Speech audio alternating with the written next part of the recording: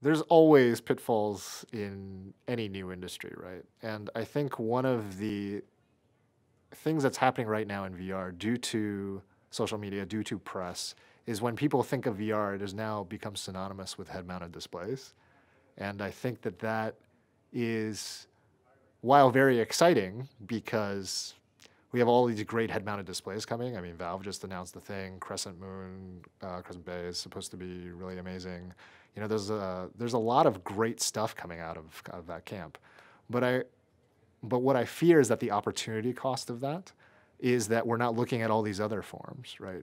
If you take a look at Room Alive, for example, from Microsoft Research, right? That's perfectly valid. Is that virtual reality? Maybe not in the same sense as a head-mounted display, but that's completely augmenting your space and changing it. And with head tracking, things popping out of the walls and you being able to interact with it, that's pretty immersive and definitely a virtual reality, right? At the complete outset of computer graphics, and Ivan Sutherland, he talked about the ultimate display being what is effectively the holodeck, right? Where's my holodeck? Is the holodeck going to be a head-mounted display? Well, maybe, but there's many other technologies like cave technology or projection technology, or even just plain old here's a monitor with some head tracking. Those are all valid forms of virtual reality, and I feel like there's not a lot of exploration in those things, even though they are just as immersive. And I think many people think of virtual reality as much more focused right now on the hardware because I'll fully admit there's a lot of hardware challenges that have to be overcome for it to be successful. But I think people are really kind of losing sight as to what the word virtual reality really means, right? It's all about simulating a false reality, right?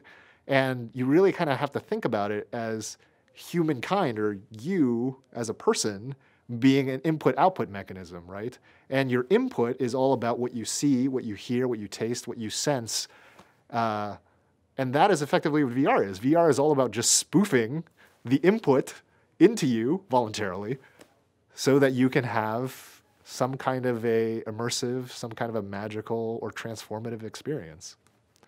And I think that's ultimately what the VR community really kind of has to really wrap their head around. And I really wish that they would wrap their head around that because there's just there's so much kind of opportunity out there that can be grasped with all of this additional excitement. Man, I mean, the future, I am super optimistic about the future because of all of this stuff.